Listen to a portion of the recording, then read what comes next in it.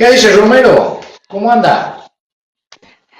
Todo muy bien, Tanto Carpincho. tiempo de no tener. Un- sí, ahora cumpliendo con el aislamiento correspondiente también. Y una campaña electoral aquí para definir quiénes serán los candidatos para las elecciones generales, una campaña bastante bizarra, ¿no? Era todo un desafío La he para los estado siguiendo desde precandidatos allá. Sí, la estuve siguiendo, por supuesto, y decía que la pandemia representaba todo un desafío para la política, para la clase política y para lo que iban a desarrollar en esta campaña, pero la verdad es que una de las definiciones finales sería que ha sido una campaña bastante bizarra, al menos en el plano nacional, en un contexto bastante difícil también, ¿no? Con una inflación creciente, un año y medio de restricciones y el enojo de la gente con la clase política, la decepción de la gente con la clase política y el desinterés por ir a votar, desinterés por las elecciones. ¿Cómo piensa Carpincho que va a influir esto en las elecciones del próximo domingo? ¿Cómo se ha preparado la oposición aquí en la provincia de Catamarca? Hay una gran apatía, ¿no? Hay una convocatoria, sobre todo en el tramo final de la campaña, de los diferentes actores, pero sobre todo de la oposición, a que concurra la gente a votar, ¿no? Tengo la impresión que esta primaria va a Sí, ser de mucho aparato, va a tener mucha importancia la logística de traslado. Obviamente, la fiscalización también, pero el traslado de votantes va a ser muy importante. Me parece que no va a haber remise el domingo, está acaparado todo por los diferentes sectores que tienen que jugar. El escenario más interesante, sí. Mariana, lo debes haber estado viendo desde allá, desde donde estabas, es que en Catamarca se da en la oposición, o se da esta interna entre el castillismo y el anticastillismo. Como sabemos, ya desde Recordemos, antes de.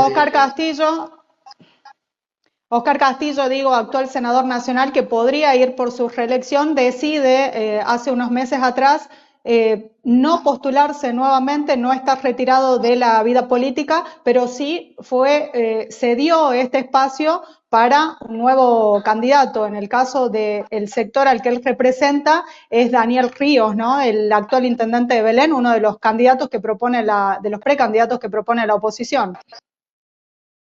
Claro, y después se suma a esa apuesta castillista la decana de la Facultad de Humanidades de la UNCA, Patricia Brepe, ¿no? Es una lista puramente radical, digamos, toda la oferta está, ya vamos a ver cuando veamos el escenario nacional qué importancia tiene eso acá, donde está Río Brepe, Sí. y el primer candidato a diputado provincial es Luis Fadel, muy identificado con el sector del senador Castillo. Por el otro lado, Sí, armó Un finalmente Luis los Fadel que había internos. sido un Luis Fadel que había sido candidato a intendente de la capital con una muy buena elección hace unos años atrás, ¿no? O sea, digo, un referente fuerte de la capital y del castillismo en particular, Luis Fadel. Bueno, Luis Fadel es quien pierde la elección de intendente para la intendencia de la capital en el año 2011, justamente frente a Raúl Ujú. Jalil. Cuando, digamos, se va el Frente Cívico del Poder, Luis Fadel enfrenta a Raúl Jalil por la intendencia de la capital y pierde por muy poquito. Es hijo del extinto ex intendente de la capital, el primer intendente de la etapa democrática aquí en Catamarca, que fue don Yamilo Aracio Fadel. Bueno, a esta oferta castillista y radical, digamos, para dar negro, se le Sí, opone no me diga que hay un la que encabeza anticastillismo. el anticastillismo, que se ha estructurado en torno al rector de la Universidad Nacional de Catamarca, Flavio Fama, que en 2019 fue candidato a intendente de la capital y perdió, como perdieron Sí, todos, digamos, Gómez también fue una elección muy mala que hizo la oposición, arrastrada también por el desempeño de Cambiemos a nivel nacional, y Fama va acompañado por el diputado provincial Francisco Monti.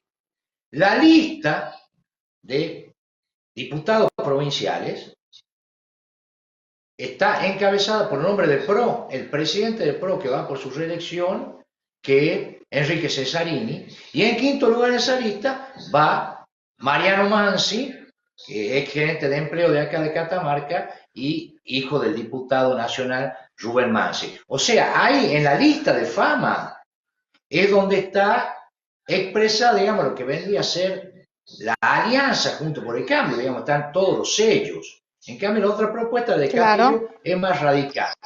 Está en línea la propuesta de Castillo con una estrategia nacional que ha asumido el radicalismo, que es la de presentar figuras propias en los distintos distritos para mostrar, juntar capital de cara ya a las negociaciones hacia 2023, pero sobre todo lo que va a venir después de esta elección, que tiene que ver con la recuperación del sistema de poder en la Argentina, que lo vamos a analizar más adelante. Digamos, los radicales quieren decir, esto es lo Justamente que tenemos.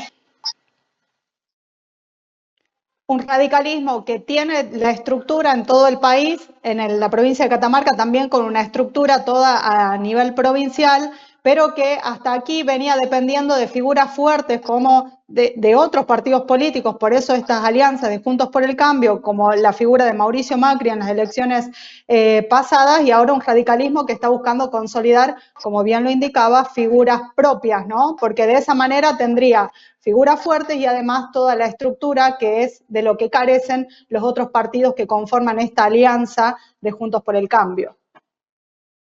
Esto es particularmente visible, Mariana, bueno, como todo está ocurriendo acá en la provincia de Buenos Aires y en la Cava, ¿no? Este litigio interno, sí, que incluye también una tensión entre el expresidente Mauricio Macri y el jefe de gobierno porteño Horacio Rodríguez Larreta por el liderazgo del PRO.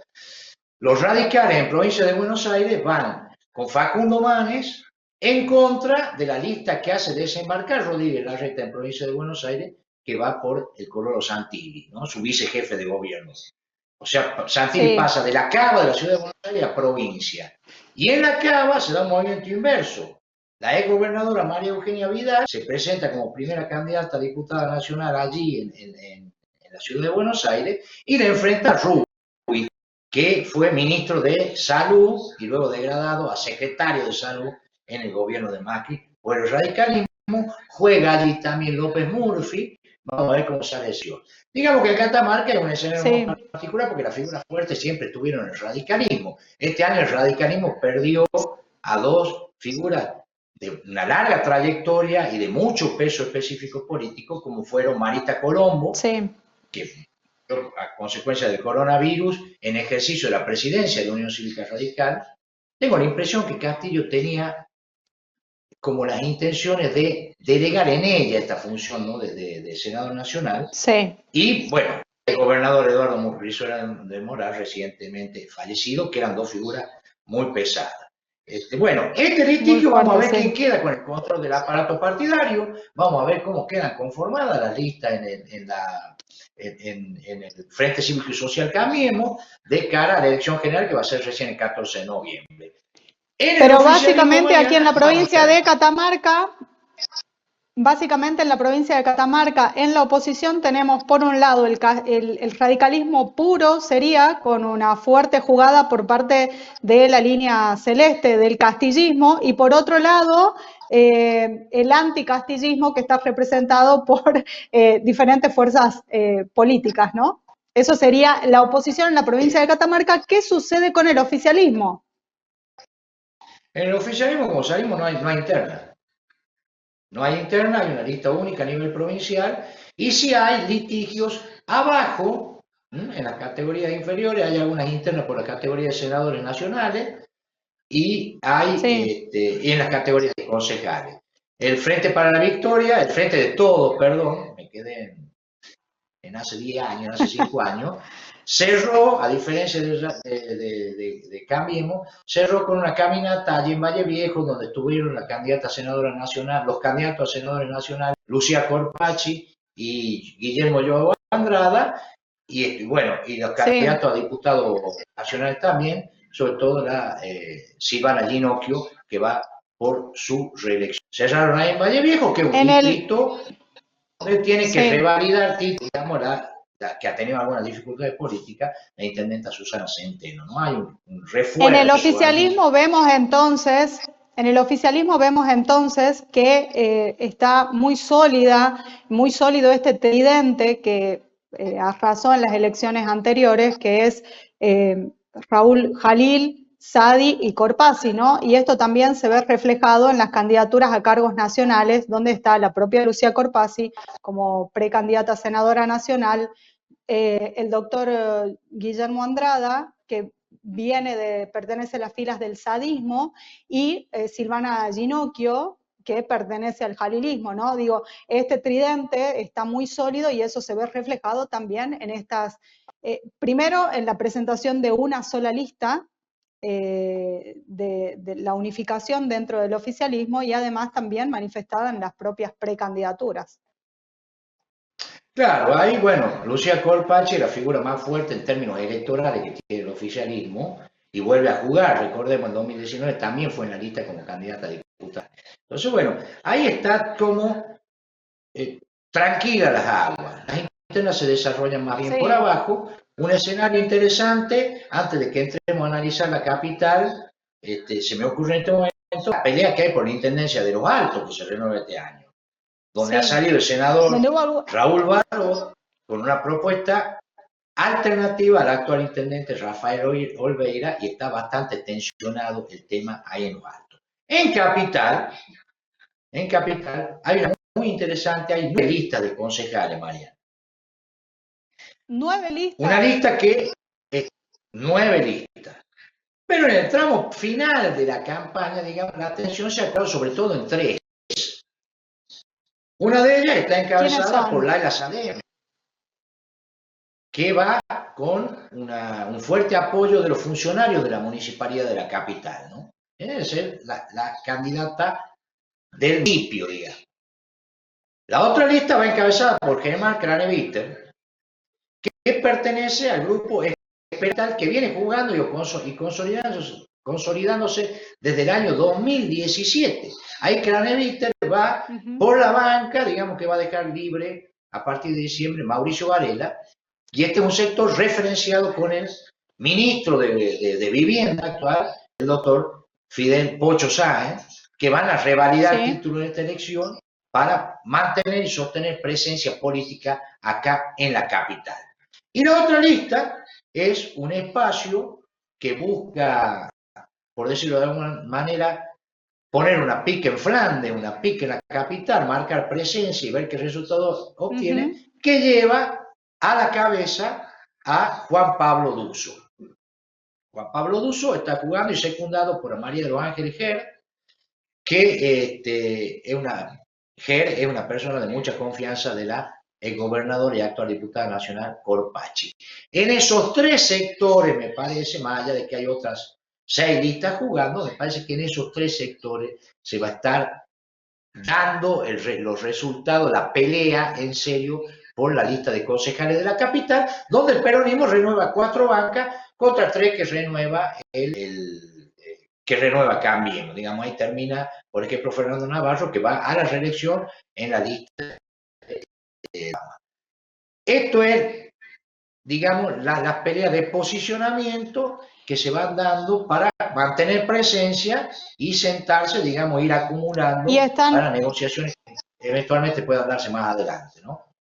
Y en este sentido, con respecto a lo que va a suceder con los candidatos de la capital en particular, con tantas listas, va a ser muy importante y determinante quién gane la elección, cuál de estas listas saca la mayor cantidad de votos, porque por la ley de cupos van a tener un rol preponderante el primer lugar, justamente, para saber si esta lista va a ir encabezada por una mujer o por un hombre, y luego de eso, dependiendo de esa situación, si es hombre o mujer, el primero o la primera de la cabeza de listas va a ser cómo se van a distribuir el resto de los espacios cumpliendo con la ley de cupo, y van a tomar un rol preponderante los segundos candidatos, quienes están acompañando, por ejemplo, a Juan Pablo Dusso, a Germán Craneviter, que pueden convertirse en candidatas teniendo en cuenta la ley de cupos, ¿no?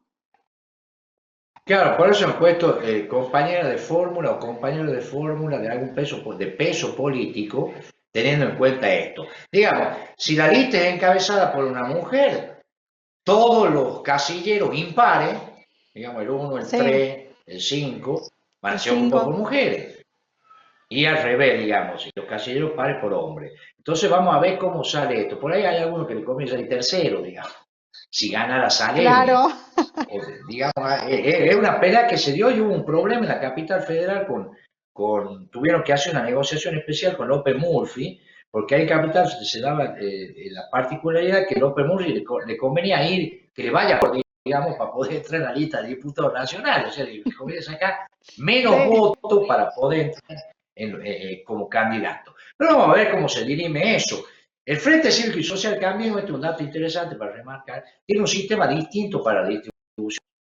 O sea, ahí hay que llegar, el que pierda tiene que llegar por lo menos a un 30% y empiezan a repartir, o sea, no es por sistema proporcional, sino que está establecido en el reglamento y empiezan a repartir del 30 al 40 desde el cuarto lugar de la lista, para el Sí. perdedor. Del 40 en adelante desde el tercero. Así que ahí también va a haber que ver cómo sale esa interna que se va a proyectar, digamos, dentro del radicalismo, el liderazgo del radicalismo para el escenario nacional que se viene, que Mariana, esto es lo que me interesaba, digamos, visto ya cómo está la escena provincial, que tiene muy pocas sorpresas, salvo la expectativa que hay acá en la oposición. El escenario nacional Sí. está asignado por una gran incertidumbre política. Digamos, el presidente Alberto Fernández ha caído mucho en la consideración pública, está atravesando un grave ¿Quién lo problema asesora? ¿Usted sabe, Carpincho, quién lo asesora cuando hace declaraciones el presidente? Porque no sé, pero digamos, en más lugar de allá, mejorar va empeorando su imagen. Parece que está en caída libre y él ayuda con las declaraciones una y otra vez. No sé quién lo estará asesorando, quizás el enemigo. usted sabe, Mariana, que había un primer ministro, un presidente y primer ministro de Italia que se llama Giulio Andreotti, Sí, sí. y este hombre solía decir que el poder desgasta, sobre todo al que no lo tiene. Bueno, este me parece que el Ujú. problema que El- está atravesando el presidente Fernández, que se enrida también en lo verbal y cada tanto protagoniza algún furcio de resonancia. Debemos reconocer que todo el ecosistema está pendiente a ver en qué se equivoca para patearlo. Pero de todas maneras, claro, el hombre no se priva, digamos, da de elementos, ningún, claro, da de elementos, ningún sí. motor. Se nota cada vez una mayor gravitación, una mayor dependencia, digamos, de la ex presidenta y actual vicepresidenta Cristina Fernández de Kirchner. Ambos cerraron ayer el acto allá en Buenos Aires. Allí estuvo el gobernador Jara, por ejemplo. Pero hay un problema, implosión del poder de la figura presidencial que acentúa las incertidumbres que había de por sí para para el periodo postelectoral, digamos, para los dos últimos tramos de su mandato, donde todos los análisis coinciden que va a ser necesario, después de esta elección, proceder a una restauración, a una reconstrucción del sistema de poder argentino. No ya del poder presidencial, sino del sistema de poder en general. Incluye esto a la oposición y a los diferentes sectores. El resultado de la elección es muy misterioso porque, como vos dijiste, está la pandemia, hay una gran apatía, hay un gran desencanto y me interesa señalar este dato. Nosotros, Mariana, estamos votando en otro país. El país ha experimentado una mutación en los últimos 7 años, por lo menos, donde tenemos una caída catastrófica de los indicadores sociales, con una pobreza que llega al Sí. 44%, con una población muy concentrada, mucho mayor la pobreza ahí en el conurbano bonaerense, la educación desmantelada. Bueno, hay un gran desencanto con el sistema en general, es transversal el malestar a la política, porque es como que el sistema no garantiza la calidad de vida de sus miembros. Y la política parece muy enajenada de esto, porque es lo único que no se discute en la campaña. ¿Cómo se va a revertir este proceso de degradación que viene sostenido, no ya desde hace 7 años, digamos, se ha acelerado y se aceleró mucho durante la gestión de Macri, sino que viene ya desde antes del 2001. En el 2001 hubo un estallido, se estabilizó la pobreza en un 30% y ahora estamos cerca del 44%. En ese telón de fondo es un país totalmente distinto a la Argentina, es un gran misterio y empiezan a cabalgar fenómenos como podría ser Milei y los libertarios, que nadie sabe, entonces, ¿cómo se va a destapar? De esta elección van a salir los vectores, las coordenadas, para ver cómo se reordena y cómo se restablece ese sistema político nacional, que es indispensable, por ejemplo, para hacer el acuerdo con el FMI. El Estado argentino está quebrado y es necesario crear empleo y es necesario inversiones, y esas inversiones requieren alguna certidumbre sobre lo que va a pasar. Y si no hay un sistema político estable, es muy difícil empezar a remontar esta cuesta que, imagino yo, va a llevar muchos años. En este marco, usted lo debe haber visto cuando estaba de viaje, lo vemos acá, toda la atención se concentra ahí en la provincia de Buenos Aires y la ciudad de Buenos Aires, que tienen el 45% del padrón nacional. O sea, no es pura lógica electoral. Y la Casa Rosada gobierna para ese sector. ¿Por qué? Porque necesita de ese nervio electoral para validarse. Y aparte ahí el territorio, la región geográfica, digamos, donde está asentada con mayor fuerza el kirchnerismo, con el gobernador Axel Kicillof. A Fernández se le abrió una oportunidad para construir un poder propio, no para romper con Cristina Kirchner, sino para fortalecerse dentro de esa alianza, para equilibrar carga. Usted se debe acordar que fue la Liga de Gobernadores. Fue hace un tiempo, ¿no? Fue los albores mismo de la gestión de Fernández. Acuérdense, hubo varias reuniones, hubo una incluso acá en Catamarca, donde vino el presidente. Sí. Y los gobernadores, yo recuerdo cuando Fernández asumió, el gobernador de Tucumán, Juan Mazur, decía, bueno, acá está el nuevo jefe del peronismo. Lo dijo él. Esto finalmente es como que no prosperó y Fernández terminó desertando la posibilidad y asentándose y afirmándose en todo lo que es estructura de ahí, de provincia de Buenos Aires, que significa asumir la agenda de su vicepresidente. En este contexto, en lugar Fernández de asentar postura y tener crecimiento en su imagen, apoyarse en esta Liga de Gobernadores del Norte Grande que claramente le brindaron su apoyo, decide seguir dependiendo y concentrarse en lo que sucede en la provincia de Buenos Aires y en la Cava, ¿no? Y como bien lo marcaba Carpincho, esto lo que ocasiona es que él tenga que seguir la agenda de la vicepresidenta de la Nación, Cristina Fernández. Claro, el albertismo, que era esa liga de gobernadores, que en definitiva eran 10 provincias del NOA, que, digamos, en una alianza política equilibraban demográficamente, digamos, el padrón tan abultado que tiene la provincia de Buenos Aires y la Cava, que permitía, digamos, entrar en alguna negociación en igualdad de condiciones en términos regionales, ya no provinciales por separado. Bueno, Fernández, ese albertismo no pasó del embrión, digamos. El albertismo se quedó sin Alberto y está como huérfano ahora, viendo lo que se viene.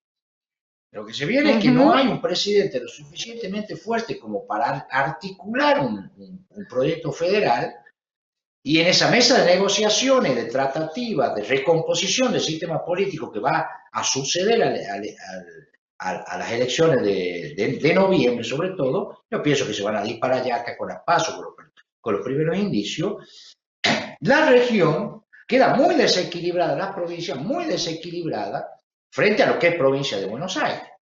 Y en este marco, Mariana, hace 2 días, sale sugestivamente el gobernador de Santiago del Estero, Gerardo Zamora, que está en una situación muy particular porque él va por su reelección ahora en noviembre. Santiago del Estero elige gobernador en noviembre. Hacer una declaración de muy fuerte contenido político contra el presidente Alberto Fernández. Critica a Alberto Fernández déficit fiscal, dice que es necesario revertir ese déficit fiscal y que para eso, y comete un anatema dentro del kirchnerismo, como él menciona la palabra ajuste. Gerardo Zamora dice, mire, acá hay 2 formas de reducir el déficit fiscal. O subimos los impuestos o reducimos el gasto público. Subir los impuestos no se puede. Por lo tanto, hay que reducir el gasto público. Recordemos quién es Gerardo Zamora. Gerardo Zamora es un sobreviviente de los radical que sumó Néstor Kirchner en el experimento de la transversalidad, que después implosionó cuando deserta Julio Cobos en la famosa sesión de su voto no positivo por las restricciones móviles. Gerardo Zamora se sumó a ese proyecto cuando era intendente de Santiago del Estero, allá por el año 2000.